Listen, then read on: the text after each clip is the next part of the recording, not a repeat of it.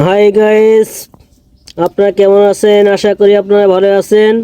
আজ আমি আপনাদেরকে দেখাবো পাটি সাপটা পিঠে কেমন করে বানানো হয়। আমি আপনাদেরকে সুন্দরভাবে দেখাচ্ছি পাটি সাপটা বানানো।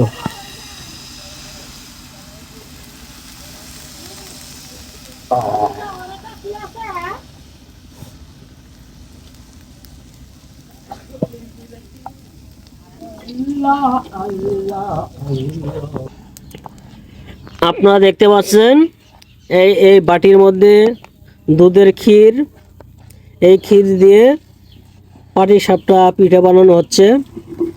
এই যে একটা রুটি বানানো হচ্ছে, এই রুটির মধ্যে একটা 1 চামচ পরিমাণ ক্ষীর দেওয়া হচ্ছে। দেখেন এখন এই পিঠাটা রুটিটা বলটাবে, তাই পাটি সাপটা পিঠা হয়ে যাবে। কত সুন্দর দেখেন।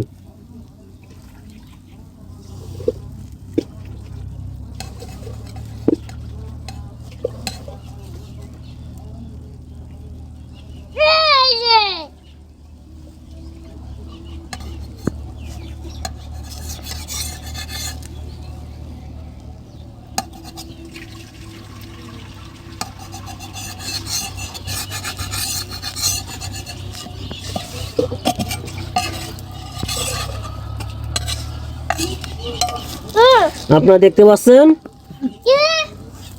এই পাটি সাপটা পিঠাটা কত সুন্দর হলো।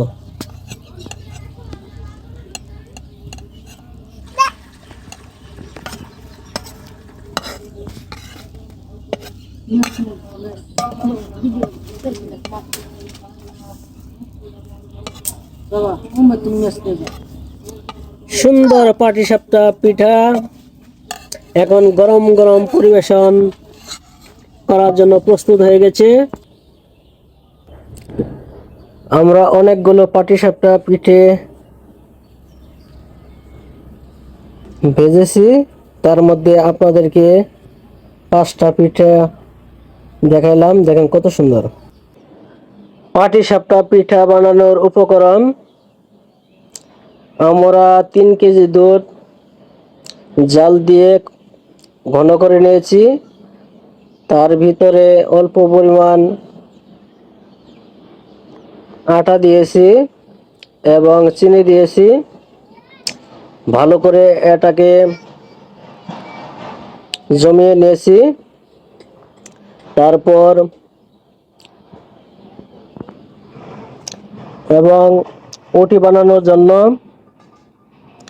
চালের গুঁড়া এবং ময়দা মিক্স করে সুন্দর করে ফ্রাই প্যানে রুটিটি বানানো হয়। তার ভিতরে খিসা দিয়ে রুটিটি সুন্দর করে ভাজ করলেই পাটি সাপটা পিঠে হয়ে যায়। আপনারা যারা যারা পিঠাটি বানাবেন এই উপকরণটি শুনে আপনারা পাটি সাপটা পিঠা বাড়িতেই বানাতে পারেন। এই ভিডিওটি দেখার জন্য আপনাদেরকে সকলকে ধন্যবাদ, এবং ভিডিওটি ভালো হয়ে থাকলে ফিউচার ড্রিম পেজটি ফলো করবেন। ধন্যবাদ সকলকে।